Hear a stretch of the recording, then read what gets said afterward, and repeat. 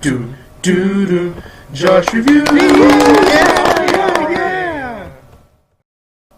Hello everyone, welcome to another album review with me, Joshua Smith, and today we're going to be looking at the album, The Pinkprint by Nicki Minaj. I know it's not the, special, deluxe edition. I know, so terrible, but anyways, this album was released December 12th of 2014, so just last month actually.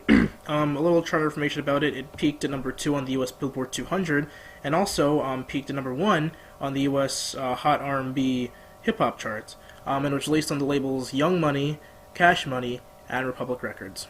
I've been wanting to get this album for quite a while, and I'm really looking forward to doing this review, so without further ado, let's get the first track on the album is All Things Go. Kicking off with some trippy synth effects and extremely heavy bass, this track has a definite R&B vibe to it, but above all else, it has a distinct hip-hop beat, as this is clearly a hip-hop album. I mean, duh, right? It has a very serious tone to it, as it talks about various challenges Nicki has faced, such as the speed and pace of her life that it's been moving in, tough relationships with her family, as well as her little cousin who was murdered in 2011. The beat is very barren of instruments, besides the snare, the bass, and some synth. But this track makes it known that this album will have a more mature tone compared to Nicki's previous efforts. Even her voice is more mature and dark sounding, which is more than likely what we could expect throughout the rest of the album. Track number 2 is I Lied. This next track deals with something a lot of typical couples go through, which is lying in anger. On this track, Nicki is actually singing, but in a very low, hollow, ghostly voice. Her range is actually quite impressive, though, actually. Again, the beat doesn't bring too much to the table, but it doesn't overshadow the message of the track, which is that Nicki and her man talk about not loving each other, but lie just so they won't break each other's heart. It's like when a couple fights and they say things that they don't mean out of anger, whatever. But overall, a pretty nice track, if I do say so myself. Track number 3 is The Crying Game. This track is widely regarded as the best track on the album. On this track, Nicki is rapping a tad bit faster than the past 2 tracks, and the beat is without a doubt better, as it's packed with some rock elements, such as distorted fuzz guitar, and not only that, but singer Jessie Ware shows her singing prowess on this track as well. Unfortunately, she wasn't credited as a feature artist on this track for some strange reason. This track is mainly about a dysfunctional relationship that appears to be related to drugs, as it does make mention of drugs several times throughout the track. It's a very emotional track, and has definitely earned its place as one of the best tracks on this album. Track number 4 is Get On Your Knees. Now we come to the first track that exploits Nicki's sexual side on this album. The beat is dark, gritty, and even Nicki's vocals on this track are packed with a very sensual tone. Interestingly enough, Ariana Grande is featured on this track, and it's almost surreal to hear someone who used to be on an innocent Nickelodeon series like Victorious or Sam and Cat singing on a track about female sexual dominance. But she's all grown up now. Anyways, this track discusses a feeling of sexual superiority in that the female's man is on their hands and knees, almost in a dominatrix fashion. And this is only the first track like this. The beat's nothing really to write home about compared to the previous track, but it still fits the atmosphere of this track perfectly. Track number 5 is Feeling Myself. 2 of the biggest entertainers today share the spotlight on this track. Nicki Minaj and Beyonce? Seems perfect, right? Now, this track is a very hardcore style hip-hop beat, as on this album, Nicki is trying to cater especially to a more hardcore rap audience. It's more themes of sexuality as was to be expected by this point, and what's great is that both Nicki and Beyonce blend their own unique styles of music on this track, but they work together so perfectly, really showing a great sense of chemistry between the two. But Nicki definitely shines more on this track, showing her true rapping prowess.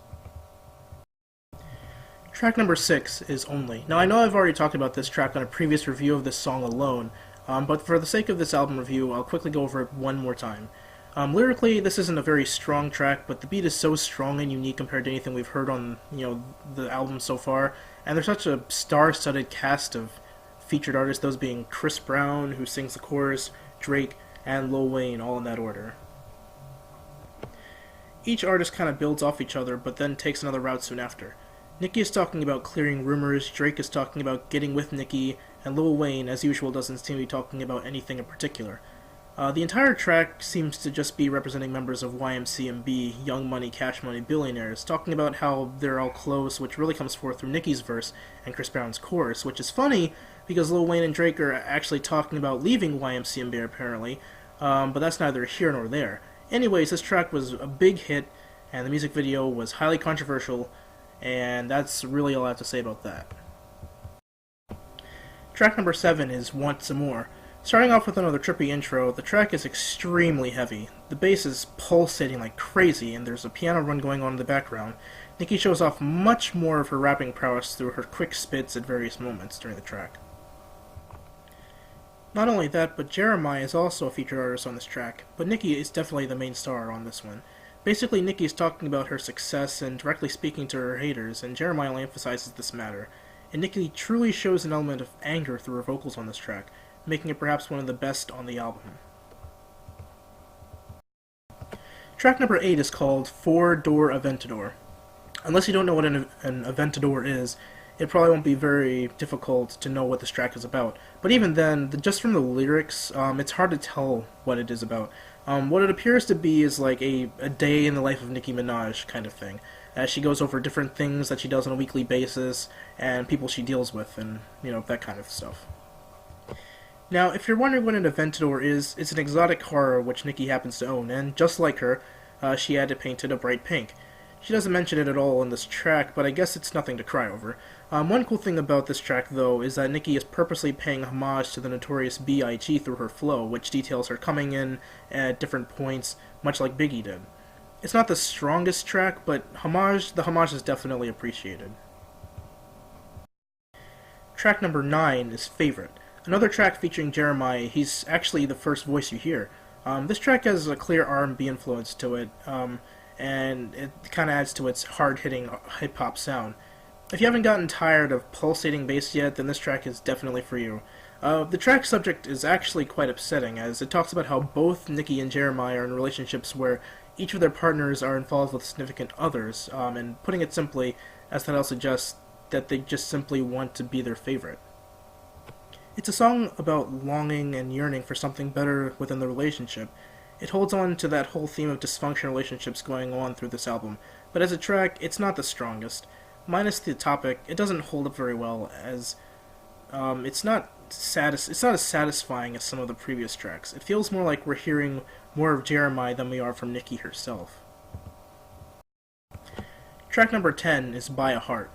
A track with yet another featured artist, this time it's rapper Meek Mill. This track has elements of electropop, making it somewhat unique. Not only that, but it has elements of stadium rock even, with its hand clapping added to the drum track. This track is mainly about Nicki wanting a quick fling with someone as to not get seriously involved, and then having to deal with the tabloids talking about them, as most, celebrities do. So it's kind of a parallel from the previous track, which talked about wanting to be seriously involved. A nice beat and a pretty nice track, I must say. Track number 11 is Trini Dem Girls. Accompanied by Lunch Money Lewis, this track is all about Nicki's heritage, being from Trinidad and all, hence the Trini in the title. It's up-tempo goodness, and compared to everything else we've heard so far, it's incredibly unique, utilizing traditional drum and percussion sounds, and even Nicki's rapping reflects, her heritage through her pronunciation of various words and whatnot. It's filled with sexual innuendos, but nothing like some of the previous tracks, and especially not like we're going to hear on the next track, but we'll get to that when we get to it. This track has elements of calypso, dance, as well as pop, as Nicki actually does quite a lot of singing on this track. As unique as it is, its placement on this track is kind of random to me. With a title like Pinkprint, I guess we could have expected there to be themes of heritage, but this track just kind of comes out of nowhere, so it seems. Track number 12. Now we finally come to the track that we've all been waiting for, the, dare I say it, big-ass hit of the album, the overly sexual, overly sensual, and somewhat demeaning, and highly controversial Anaconda.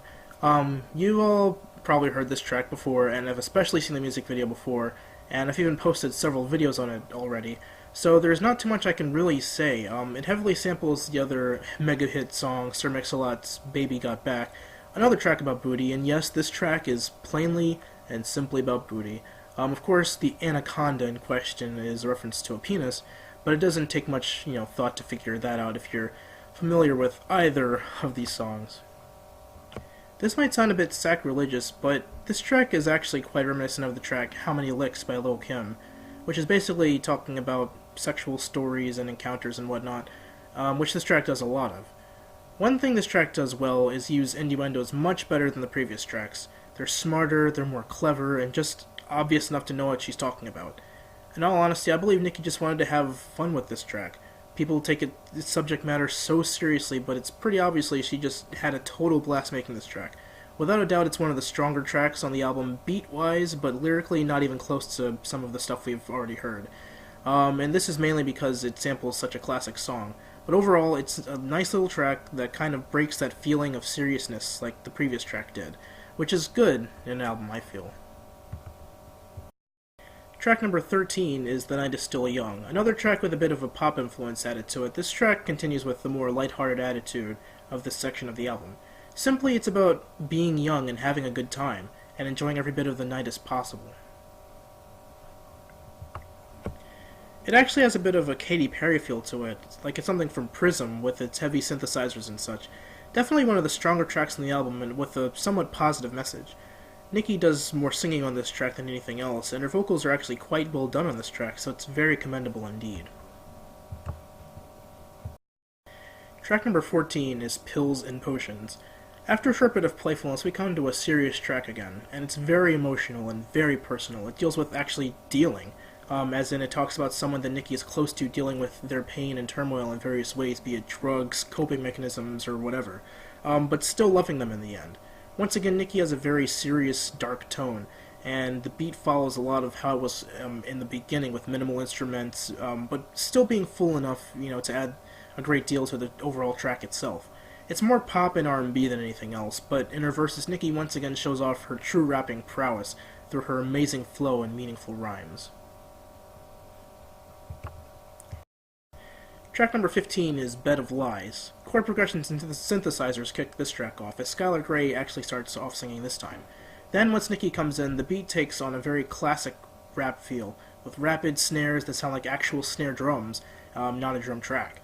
It has a very acoustic feel to it, which can mainly be accredited to that snare that I just mentioned, as well as the piano chords going on through this track. The title is pretty self-explanatory, as it talks about dealing with a liar in a fake relationship. Skylar Grey's vocals are beautiful in this track as well, which is to be expected, and she adds a lot more emotion to this already emotional track. So by this point, it's been made quite clear that Nicki is going back to a serious tone in order to finish this album strong. Track number 16 is Grand Piano. The final track on the album, Grand Piano, starts out with just that, a piano melody with Nicki singing incredibly beautifully over it. It's an ideal way to finish out the album, as it compares a guy playing Nicki's heart to playing a grand piano, as the title suggests, and Nicki tells him to play on. In the instrumental department, this track has that piano, overdub vocals, a string section, as well as a floating violin part over various sections of the track. What could possibly be more beautiful? No rapping whatsoever, just pure acoustic goodness. Nicki's vocals are ace, and perhaps even tear-jerking for some. Near the end, it has a bit of a string interlude with a violin solo that only emphasizes the sadness felt within Nicki's heart, which has been a common theme within this album, so that stays true throughout the grunt of it, bringing an end to Nicki Minaj's latest effort. Overall, I didn't really know what to expect going into this. I was debating on whether or not to, even buy this album, but I'm really glad I did now. It was actually a really great album, honestly, and if I admit there were some points where it was lacking, and honestly, if you're going to judge the entire album based on one track, which is Anaconda, of course, then I wouldn't even bother experiencing the whole thing. It's wrong to base an opinion on this work, just by one track that may have been an eyebrow raiser for many. That doesn't take away from what this album has to offer at all. There was a good, balance between interlocking themes of the album, which were family ties, relationships, sexuality, insecurity, dealing with fame, and heartbrokenness, and they all fit, hand in hand very well on this album. And this album was definitely meant to cater to a more hardcore rap demographic, and that's not only shown in lyrically, but stylistically as well. Even if you're not a fan of Nicki Minaj, I definitely recommend you listen to at least a couple of tracks on here. Some of them are fantastic, and if at all possible, listen to the entire album to get the full experience of the Pinkprint. But anyways, thank you for joining me on this and other album review. If you want an album that you like or want to be reviewed, just leave a comment down below and I'll get to it as soon as I possibly can. But again, thank you very much for watching, and so long.